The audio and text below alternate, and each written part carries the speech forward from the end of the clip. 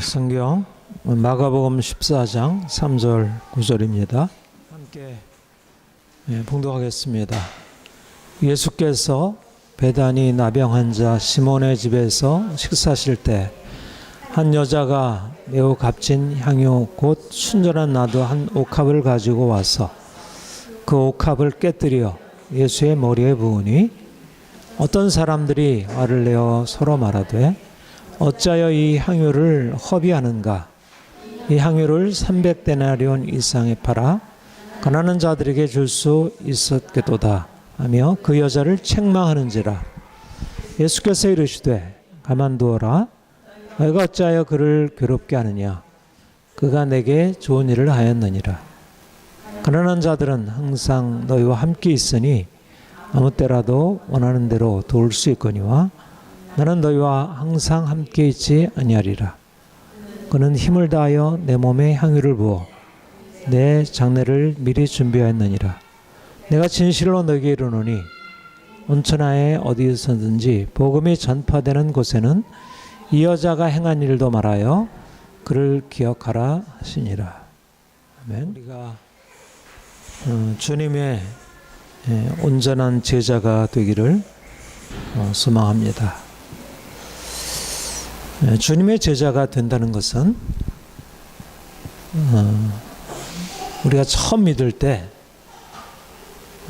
이제 내가 죽고 주님이 내 안에 사시는 삶을 새로 시작을 했는데, 말하자면 우리가 주님을 더 알아가면서 주님에 대해서 더 온전히 배워가면서 우리가 더 그 처음에 경험한 주님과 함께 죽고 주님과 함께 다시 사는 그 과정을 계속해 나가는 것입니다. 우리 믿음의 본질, 우리 신앙생활의 가장 핵심은 예수님의 죽음과 부활이 우리의 삶에 실질적으로 이루어지는 것입니다. 내가 죽었습니다. 주님이 내 안에 사십니다. 라는 것은 단지 우리가 처음 믿을 때 주님이 우리 안에 행하신 영적인 사건만이 아니고 우리의 매일매일의 실제적인 삶에서 죽음이 있고 또한 부활이 있는 그런 삶이 계속되는 것입니다.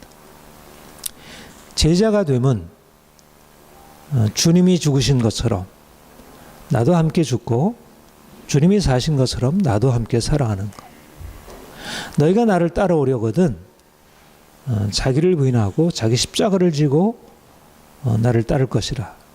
제자도에 대해서 너무나 우리가 잘 알고 있습니다. 그런데 그 알미 우리 매일매일의 삶에서, 우리 하루의 삶에서, 일주일의 삶에서, 한 달의 삶에서 지속이 되고, 이것이 죽음이구나, 그리고 이것이 삶이구나 하는 것들을 경험하지 못한다면 그것은 온전하게 주를 믿는 것이 아니고 또 제자로서 살아가는 것이 아니라 할 것입니다.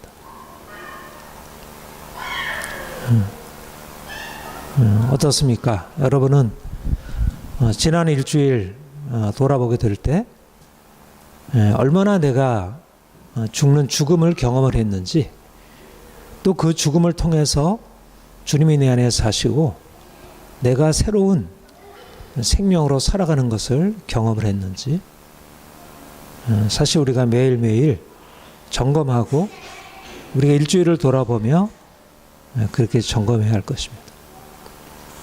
죽음이라는 것은 여러 가지로 표현하고 있습니다. 옛사람을 벗어버리라. 또 우리가 사랑하는 것 내려놓고 이제 주님을 따라가는 것. 우리의 생각을 바꾸는 것. 우리가 속해 있는 모든 것에 근본적으로 태도를 달리하는 것. 말하자면 죽음이라는 것은 인생의 근본적인 전환을 말하는 것입니다. 그냥 끝나는 게 아니고 끝나는 죽음도 있지만 다시 살기 위한 죽음. 우리는 다 죽음을 두려워하고 어떻게든지 살려고 하지만 그러나 저보다 온전한 삶으로 나아가려고 하면 죽음이라는 것을 피해서는 안 된다는 것입니다. 이것이 인생의 중요한 비밀이고 믿지 않는 사람들도 사실은 다 그런 생각, 그와 유사한 생각들을 알게 모르게 갖고 있습니다. 그리고 그런 것을 잘 받아들이는 사람들은 보다 인생을 건강하게 행복하게 살아가는 것을 봅니다. 오늘 우리의 말씀은 굉장히 우리가 잘 아는 말씀입니다. 예수님이 이제 십자가 지기 위하여 이제 예루살렘에 입성을 하셨습니다. 그런데 바로 예루살렘 옆에 있는 그 베단이라는 작은 도니가 있었습니다. 그래서 그곳에서 이렇게 쉬었다가 다시 예루살렘으로 돌아오시게 되는 상황이었는데, 하루는 나병 환자 시몬이라는 사람의 집에 들어가서 그곳에서 함께 식사하며 사람들과 교제하게 되었습니다. 그런데 한 여인이 들어와서 자신이 가지고 있는 순전한 나두, 우리가 향유를 사실 잘 모르죠. 우리는 뭐 그런 향유를 붓는다든지 하는 그런 걸 모르니까 향유를 오늘 화장품으로 사용하긴 해도, 그런데 이제 당시에 이제 이스라엘 유대 문화에 있어서는 이 향유라고 하는 것이 굉장히 귀한 보물이었고, 특별히 여성들, 오늘도 여성들에게는 이런 아름다움의 추구들이 있고 한데, 그런데 아주 값비싼 순전한 나두 한 옥합이라는 것은 이렇게 목이 이제 좁은 그런 항아리를 말하는 거죠. 그래서 한 옥합을 이제 가지고 들어와서 그것을 깨뜨려 예수님의 머리에 붓게 되었습니다. 이건 너무 갑작스러운 일이었고, 안에 있는 사람들이 너무나 놀라워하는, 향유가 그 냄새가 온 방에 퍼지게 되고, 사람들은 너무나 그것에 대해서 놀라게 되었습니다. 마태복음에도 나오고 요한복음에도 나오는데, 요한복음에는 이 향유를 부은 여인이 이제 그 죽었다가 예수님이 다시 살리신 나사로의 여동생 이제 마리아라 그렇게 얘기를 하고 있습니다. 마리아가 또 이 한 여인이 예수님의 머리에다가 그 비싼 향유 한 옥합을 깨뜨려 여기 보니까 300데나리온이라 이렇게 짐작을 했는데, 300데나리온이면 하루에 한 데나리오니까 거의 1년치 가격에 해당되는 거라. 만약 우리가 1년치면 얼마나 될까요? 뭐 1,000만 원, 2,000만 원 아무리 작아도 그렇게는 되겠죠. 그러니까 정말 귀한 값비싼 향유를 한 번에 부어서 그거를 예수님께 드린 것입니다. 여러분, 이런 그 여인의 행동에 대해서 우리가 어떻게 생각을 할 수 있을까요? 비싼 향유를 드렸다. 또 정말 향기가 진동하게 되었다. 드러나게 된 것은 그것이지만, 비싼 향유를 드린다는 것은 무엇을 의미하죠? 우리가 보물이 있는 곳에 마음이 있다고 하잖아요. 그렇죠?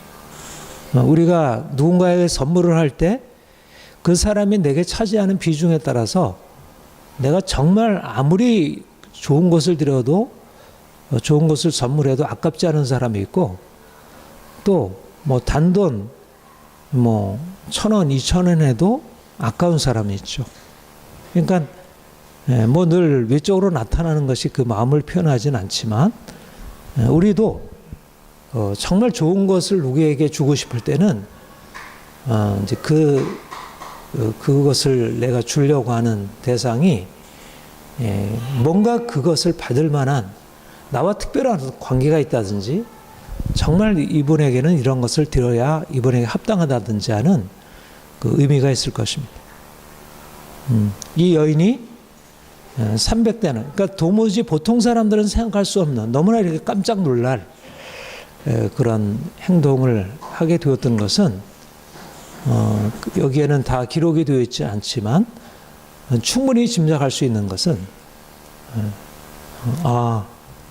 이 여인에게 그 특별한, 예수님은 특별한 존재, 그리고 그 특별한 존재를 향한 특별한 마음이 거기에 표현되는 것입니다. 말하자면 이 여성에게는 내가 이런 것을 이분께 드려도, 이분께 부어도 이것은 아깝지 않다. 여인이 잠깐 착각을 한 일도 아닐 테고, 그것이 비싸다는 걸 모르지 않을 테지만, 그러나 그것을 바칠 만한 그런 분이라 생각하고 그 마음 안에 있는 깊은 사랑의 마음을 표현한 것이라 말할 수가 있습니다. 그런데 이 여인이 예수님의 머리에 향유를 붓자 방 안에 있는 사람들이 어떻게 반응을 했습니까? 사람들이 굉장히 놀라워할 때, 야, 어떻게 그렇게 할 수 있느냐는 우리가 긍정적인 의미에서도 놀라워할 수 있고 부정적인 의미에서도 놀라워할 수 있잖아. 그런데 이 사람들은 그것을 긍정적으로 본 게 아니라 굉장히 부정적으로, 마치 그 말을 할 때 얼굴이 일그러지지 않았나 생각합니다. 그 여자를 비난하기를 어찌하여 이 향유를 허비하는가? 이 향유를 300데나리온의 이상이 팔아 가난한 자들에게 나눠줄 수 있었겠다. 이 여인이 한 행동을 보고 거기에 앉아있는 그 사람들은 이 가격이 얼마인데, 이 비싼 것을 바치다니, 이 비싼 것이라고 하면 가난한 자들에게 나누게 되면 엄청난 일을 할 텐데 이 귀한 것을 이렇게 어떻게 허비할 수 있는가, 그렇게 생각한 것입니다. 그들의 마음속에는 이 여인이 행한 행위가 너무 부당하고 너무 비합리적이고 뭔가 이치에 맞지 않는 그런 행위로 비춰지게 되었습니다. 말하자면 이 여인에게 경우에는 정말 주님을 향한 그런 사랑의 마음이 담겨진 것을 주님께 이 비싼 것으로 표현했는데, 그것을 본 사람들은 그것이 비싼 것을 허비한 것으로, 마치 우리가 돈을 많이 가지고 있다고 해서 비싼 어떤 보석 사고, 비싼 명품 사고 그러면 그거를 좋게 생각할 사람도 있지만 다수의 사람들이 거기에 대해서 눈을 찌푸리고 굉장히 그 비판하는 시선을 갖게 되듯이 이 여인이 그렇게 평가를 받은 것입니다. 근데 정작 그 여인으로부터 기름 부음을 받은 예수님은 어떻게 반응했습니까? 가만두어라. 너희가 어찌하여 그를 괴롭게 하느냐? 그가 내게 좋은 일을 하였느니라. 그는 힘을 다하여 내 몸에 향유를 부어 내 장례를 미리 준비하였느니라. 이 여인이 예수님께 머리에 향유를 부을 때 장례를 준비한다고 생각하지는 않았겠죠. 그런 당시 예수님이 나에게 이러한 귀한 사랑을 베풀었고 내가 이분으로부터 이 귀한 것을 받았다고 한다면 나는 이분께 마땅히 이런 것을 드리는 것이 아깝지 않고 이런 것을 하리라. 그런데 예수님은 그가 나에게 행한 일은 너무나 좋은 일이다. 그리고 가난한 자들을 위해서 행한 것보다 그들을 위해서 할 수도 있지만 그러나 그보다 더 가치 있는 내가 이제 곧 죽게 될 텐데 내 장례를 준비해야겠다. 동일한 사건인데요. 얼마나 다르게 보는지. 여러분, 우리가 복음서 기사들을 쭉 따라가면서 보게 되는 것은 예수님이 보는 시각과 사람들이 가지고 있는 시각이 얼마나 다른지를 보게 되죠. 바리새인들, 세례 요한의 제자들, 예수님의 제자들, 마을 예수님의 고향 사람들, 예수님은 가는 곳곳마다 그분이 행하시고 말씀하는 것에서 다른 사람들이 이해할 수 없는 반응을 나타내신 것을 봅니다. 사람들은 이 여인의 행동에 대해서 귀한 것을, 비싼 것을, 이 귀한 것을 허비한다, 이렇게 얘기를 했는데, 그러면서 화를 냈는데, 오히려 예수님은 이 여인의 행동이 너무너무 귀한 거다. 이 얼마나 좋은 일이냐. 이보다 더 좋은 일은 있을 수 없다. 그래서 내가 가는 곳곳마다 이 여인이 행한 일을 다 전해서 사람들로 알게 해라. 말하자면 이 여인의 행동에 대해서 한 부류의 사람들은 그 행동이 잘못되었다는 것, 그가 무엇인가 이 상황을 잘못 판단하고 자신이 가지고 있는 귀한 것을 잘못 사용했다. 아무리 자기 거라 하더라도 그렇게 사용해서는 안 됐다고 그렇게 부정적으로 평가한 데 비해서 예수님은 그 허비한 여인의 행동이 예수님을 위해서 가장 좋은, 가장 최선의 행동이고, 이거는 누구에게나 칭찬받아 마땅한, 그리고 내가 이제 떠난 이후에도 이 여인의 행동은 모든 사람들에게 알게 해야 할 그런 탁월한 신앙의 본이라, 이렇게 말씀하신 것입니다. 여러분, 우리가 이러한 그 여인이 옥합을 깨뜨려서 예수님에게 향유를 부은 이 사건을 통해서 무엇을 보게 됩니까?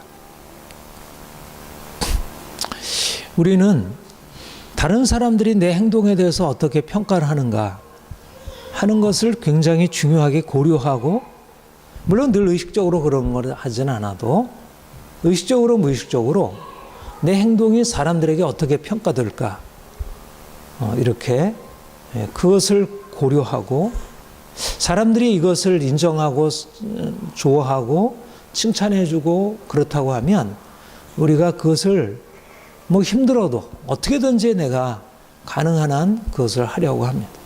그런데 내 이 행동을 하게 될 때 사람들이 비난한다든가 사람들이 뭔가 싫어한다든가 또 이상하게 여긴다든가 할 때는 주저하게 됩니다. 아무리 좋은 일이라도. 그것이 바로 우리가 가지고 있는 삶의 중요한 하나의 방식이고 삶의 태도들입니다. 우리가 그것이 중요하죠. 우리 그리스도인들이 이 세상을 살아갈 때도 사람들이 우리를 어떻게 평가할까? 그것은 우리가 무시할 수 없는 것이라 볼 수 있습니다. 그런데 우리는 사실 사람들의 반응이 아니라 하나님의 반응으로 인생을 살아가는 사람들입니다. 물론 사람들의 반응과 하나님이 우리를 바라보시는 것이 늘 다른 것은 아니죠. 그런데 본문에서 나타나듯이 주님께서 보시는 것과 사람들이 보는 것은 달라도 너무 다를 때가 굉장히 많이 있다는 것입니다. 우리는 당연히 이런 일을 하면 사람들이 좋아할 것이고 또 하나님도 여기에 대해서 별로 문제 삼지 않을 거야. 그런데 하나님이 보실 때 그것은 아니라 말씀하는 것들이 있고, 또 사람들은 반드시 싫어하고 사람들은 그래서 안 된다고 여겨지는 것인데 주님께서 보실 때 제라떼 이렇게 칭찬할 수 있는 일들이 있고,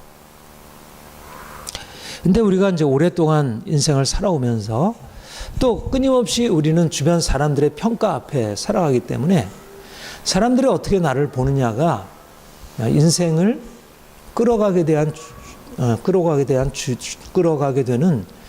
중요한 동기가 되고 있다는 것입니다. 그래서 성도들도 사실 하나님 보이지 않잖아요. 하나님은 내가 뭐 욕했다고 해서, 내가 다른 사람 미워했다고 해가지고, 내가 잠시 뭔가 속였다고 해서 하나님이 당장 우리를 벌하거나 하나님이 얼굴을 일그러뜨리는 걸 우리가 보는 건 아니었어요. 그러니까 하나님에 대해서는 우리가 별로 생각하지 않고 지나게 됩니다. 그러나 옆에 사람이 내가 한 행동에 대해서 좋아하거나 싫어하거나 비난하거나 칭찬하거나 하는 것에 대해서는 즉각적인 반응이 있기 때문에 거기에 대해서 쉽게 반응하게 되는 것입니다. 그래서 거기에 맞춰서 인생을 살아가게 되는 것. 왜 우리가 온전하게 제자로서 살아가지 못할까? 바로 우리의 삶의 방식이 하나님이 우리를 어떻게 바라보시고 평가하시고 어떻게 반응하시는가에 맞춰져 있는 게 아니고 사람들이 나를 어떻게 바라보고 어떻게 평가하고 나에게 어떻게 대우할까? 그게 1차적으로 우리의 관심이고 그것이 우리의 삶을 끌어가는 동기가 되기 때문이라는 것입니다. 왜냐하면 우리가 주님을 따라가는 것은 이 마리아, 이 여인의 행동처럼 사실 사람들은 이해할 수 없는 그런 행동. 그러나 하나님이, 우리 주님이 기뻐하시는 그런 행동을 우리가 선택을 해야 되는데 우리는 이것이냐 저것이냐에 선택해야 할 상황에서 너무 쉽게 사람들이 내게 평가할 것을 고려해서 사람들에게 인정받은 쪽으로 우리가 평가하는 것이 너무나 많은 것입니다.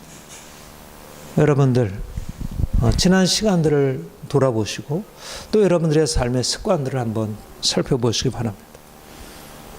어떻게 하나님을 내가 생각하고 하나님이 기뻐하실까? 하나님이 싫어하지 않으실까? 거기에 따라 살아가고 있는지, 아니면 사람들이 나를 인정할까? 사람들이 나를 싫어하지 않을까?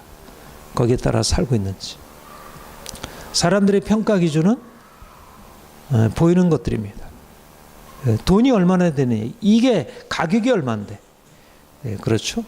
가격이 얼마인데, 이게 300데나리온이나 하는 건데 그거를 그런 데서 싸니, 계산, 그리고 다른 사람들이 어떻게 평가하는지에 따라서 살아가는 것입니다.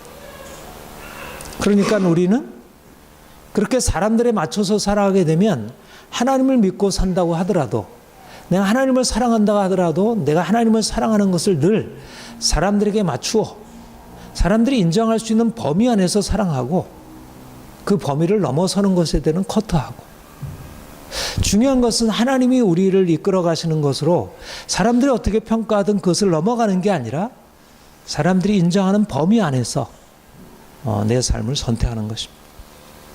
그러면 사람들이 우리를 받아주고 인정해주고 사랑해줄 수 있죠. 그러나 내가 사람들에게 맞춰서 인생을 살아가게 되면 어떻게 하겠습니까?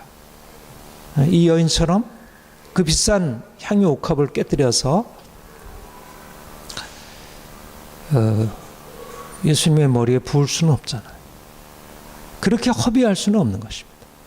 그렇게 했다가는 당장 여기에 여인이 받았던 대접처럼 당장 다른 사람으로부터 비난을 받게 되고 뭔가 부당한 일을 한 사람으로, 선한 일을 했는데 오히려 부당하게 한 것으로, 우리가 과유불급이라 그렇게 얘기를 하죠. 지나치면 못함보다 못하다. 그러니까 아무리 좋아도 너무 지나치면 안 되지. 아무리 주님을 사랑한다 하더라도 그런 방식으로 하는 게 그것이 제대로 된 것이겠어? 사람들은 합리적으로 생각하고 적당한 정도로 하는 것을 좋아하고 그 이상에 과도하게 하면 말리고 더 나아가면 책망하고 더 나아가면 관계를 멀리하게 하려고. 주님이 보시는 것과 사람들이 보는 게 얼마나 다른지. 사람들은 합리적으로 살아가고 적당하게 살아가는 것에 대해서 잘하고 있어. 굉장히 현실적이고 굉장히 그건 바람직한 삶의 방식이야. 그런데 내가 주의 말씀을 쫓아서 내가 집을 팔아서 주님을 따른다든가, 내가 가지고 있는 재산을 모두 다 팔아서 가난한 자에게 나눠준다, 가지고 있는 것을 다 주님께 드린다든지 하는 것은, 이거는 용납이 될 수 없는 것으로 평가되는 것입니다. 중요한 것은 우리가 이제까지 어떻게 살아왔는지, 또 지금 어떻게 살아가고 있는지, 내가 사람들에 맞추어서 사람들의 반응에 따라서 내 삶을 선택하는지, 아니면 사람들은 비난한다 하더라도 내가 주님이 인정하실 것을 바라보고 그분 앞에 살아가는지. 오늘날 이 시대는 사람들이 삶의 중심이 된 시대입니다. 우리가 두 가지 얘기를 하죠. 우리가 주님이 우리에게 주시는 계명 두 가지. 제일 첫 배명, 하나님을 전심으로 사랑하는 것. 두 번째는 이웃을 내 몸같이 사랑하는 것. 우리가 이전의 강조점은 하나님 사랑하는 것, 믿음으로 의롭다함 받는 것, 하나님과의 관계가 중요하다. 그것을 강조하다 보니까 제가 오늘 아침 큐트에도 했듯이, 사실 믿음을 강조하다 보니까 이제 실제적으로 어떻게 살아갈지, 특별히 사람들과의 관계 속에서 어떻게 사랑을 하고 내가 사람들을 이렇게 인정하고 살아갈지, 그런 부분을 이렇게 제대로 잘 하지 못하고, 어찌 하나님 앞에서는 믿음 있는 사람이라 여기지만 실제적인 삶에 있어서, 인간관계에 있어서 너무 자기중심적이고, 그리고 독선적이고, 욕심이 많고. 하나님 사랑이 다냐, 이웃사랑으로 나타나지 아니한 사랑은 온전한 하나님 사랑이라 할 수 없다. 행함 없는 믿음은 죽은 믿음이라고 하는 것을 요즘에 많이 강조하게 됩니다. 저도 때로 이 부분을 강조하고, 굉장히 우리에게 중요한, 오늘날 행함 없는 믿음, 입술로는 하나님을 사랑한다 하지만 실제적으로 행함 없는 믿음이 우리 한국교회에 너무 퍼져 있는 것을 보고, 이것은 분명히 바꿔야 할 것이라 그렇게 여깁니다. 그런데 무엇이 어려울까요? 믿음이 어려울까? 행위가 어려울까? 하나님 사랑이 어려울까? 이웃 사랑이 어려울까?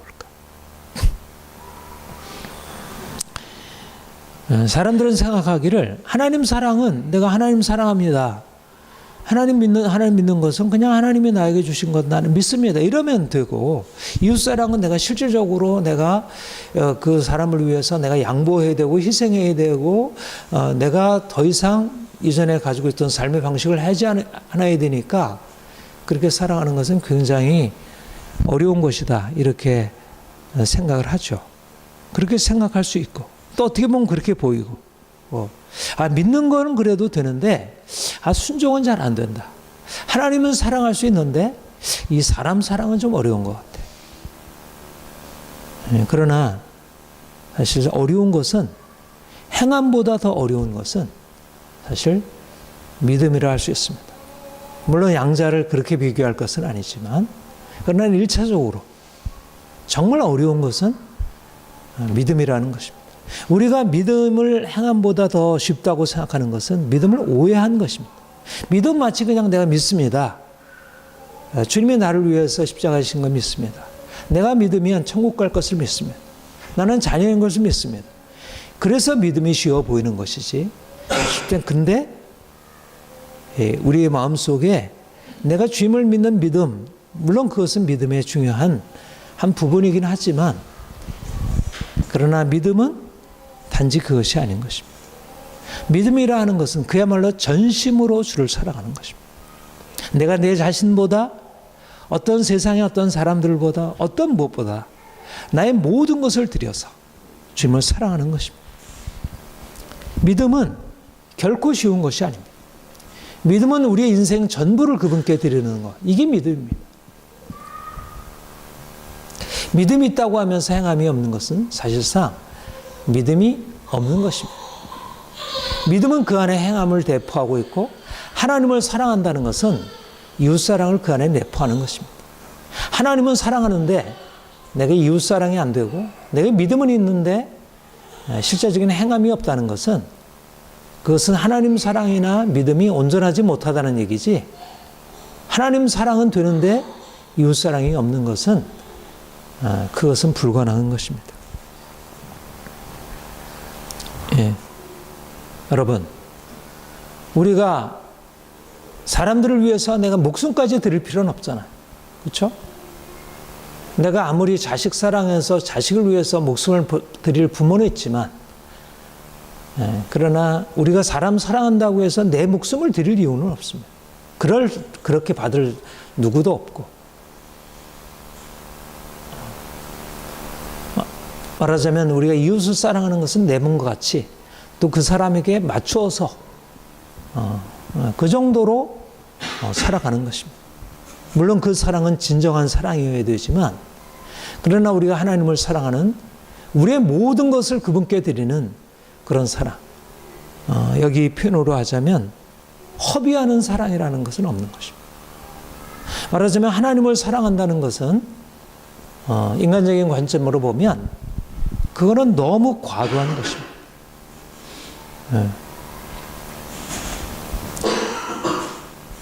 인간적으로 볼 때 하나님 사랑한다고 해서 내 목숨을 바치는 것, 세상에 보면 어떻겠어요? 그건 어리석은 것입니다. 그거는 합리적인 것이 아닙니다. 그거는 윤리적인 것도 아닙니다. 그거는 뭔가 광신적이고 뭔가 이상한 것입니다. 오늘날의 관점에서 보면. 물론 과거의 순교자들에 대해서 사람들이 그 안에 있는 내적인 어떤 성실성이나 이런 것들을 평가는 하지만, 그러나 이미 그거는 이성의 범주를 넘어선 것입니다. 어떻게 그렇게 살아가나? 왜 그렇게 살아가야 하나? 오늘날 사람들은 합리성, 보이는 것에 따라서 적당하게 맞춰서 살아가는 합리성이 인생의 기본적인 바탕이 되었습니다.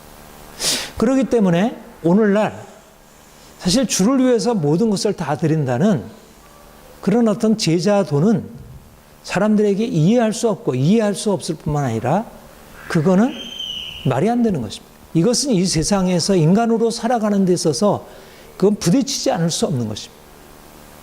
그런 사람이 혹여 있을 수 있지만, 주님을 전하기 위해서 순교당한 사람들을 혹시 인정해 줄 수 있지만, 그거를 보편적인 원리로 인정한다는 것은 말이 안 되는 것입니다. 말하자면 예수를 믿는 사람들이 다 주를 위해서 자기 자신을 다 드리고 자기 재산도 다 내어줄 수 있고 목숨까지 바칠 수 있고 자기가 가지고 있는 것을 다 허비하고 주님을 섬긴다 그러면 세상은 이거는 말도 안 된다. 기독교는 말하자면 아주 이상한 사이비와 동일하다. 그렇게 평가를 받게 될 것입니다. 말하자면 오늘날도 이 여인이 예수님께 향유를 머리에 부으면서 그 비싼 것을 드렸다고 한다면, 그와 유사한 행위를 한다고 하면 사람들이 볼 때 그것은 그야말로 허비하는 것이고, 이건 과도한 것이고, 이것은 균형을 깨뜨리는 것입니다. 이성적이라고 하는 것, 우리가 좀 더 윤리적이라고 하는 것은 균형을 갖는 것, 그야말로 아리스토텔레스가 얘기하는 대로 지나치지도 않고 모자라지도 않고, 그 자체는 틀린 얘기는 아니죠. 우리가 균형을 맞춰야 되죠. 우리의 삶의 균형을 잃어버리게 되면 삶이 병들게 됩니다. 우리가 먹는 것도 균형이 맞춰져야 되고, 우리가 돈을 쓰는 것도 균형이 맞춰져야 하고, 인간관계에 있어서 균형을 맞춰야 합니다. 우리 시간을 잘 균형을 맞춰서 해야 돼요. 균형을 잃어버리게 되면 병들게 되고 우리가 인생을 실패하게 됩니다. 그런데 문제는 뭐냐면 우리가 가지고 있는 인생의 균형이 하나님께 맞지 않는다는 것입니다. 하나님은 우리가 생각하는 그 균형에 맞출 수 없는 분이라는 것입니다. 문제는 하나님을 사랑한다고 할 때 우리가 인간관계에 통용되는 그 균형을 가지고 나아가게 되면 반드시 우리는 균형에 따라가는 사람들에게 비합리적이고 너무 지나친 광신적인 그런 삶의 방식이라 그렇게 생각이 됩니다. 하나님을 사랑하는 것, 하나님을 위해서 자신의 삶을 드리는 것, 이것은 세상적으로 볼 때 균형이 깨어진 과도한 행위입니다. 그거는 적절한 소비가 아니고 이것은 허비입니다. 그렇게 해서는 안 되는 것입니다. 우리가 쓸데없는데 예를 들면 술 먹고 어떻든 방탕하게 지내는 데 있어서 인생을 허비해서도 안 되죠. 아무리 좋은 것이라 하더라도 그것을 위해서 균형을 깨뜨리는 것이 불합리하게 여겨지는 것처럼 내가 하나님이 아무리 귀한 분이라 하더라도 인생을 그렇게 살아가는 것은 합당하지 않게 여겨집니다. 바로 여기에 주님께서 우리에게 우리가 주님을 따라갈 때 어떻게 세상과 달라야 할지를 말씀하는 것입니다. 우리가 주님을 만나기 전에 가지고 있었던 균형, 우리 합리적인 삶의 방식들, 우리가 이렇게 하면 적당하고 이렇게 하면 지나친 거야라는 방식을 가지고 주님께 나가게 되면 그것은 균형을 맞춘 것이 아니라 말하자면 하나님 앞에 드려야 할 마땅한 것을 드리지 않은 것입니다. 말하자면 부자 간원에게 주님께서 네가 가지고 있는 것을 다 팔아 가난한 자에게 나눠주고 그리고 나를 쫓으라. 부자 간원이 그걸 따라갈 수 없었던 것은 너무나 지나친 것입니다. 적당하게 그 중에서 이렇게 나눠주고 나를 쫓아. 이렇게 했다면 거기에 대해서 기꺼이 응답했을 것입니다.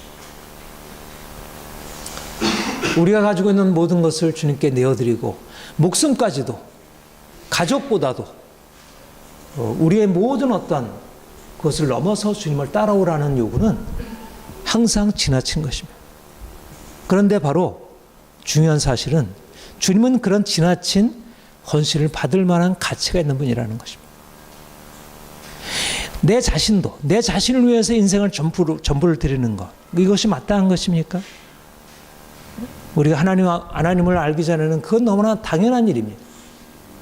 그리고 우리가 무엇인가 세상에 가치 있는 것을 위해서 드리는 것, 그것은 당연한 것입니다. 그러나 이 세상에 어떤 것도 우리 자신의 모든 것을 드려야 할 대상은 존재하지 않습니다.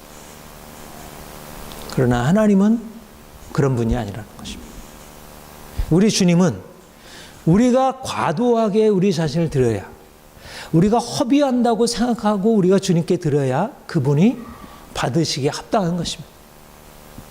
우리가 영어로 worthy라는 말을 표시, worthy, 가치 있다, 합당하다, 그만한 가치가 있다. 우리가 존귀한 어린 양, 찬송받으시 합당하신 어린 양, 우리의 모든 것을 드리기에 합당하신 예수님, 이것이 바로 우리가 주님과의 관계에 있어서 가져야 될 중요한 자세입니다. 내가 그분께 합당한 것을 드렸는가?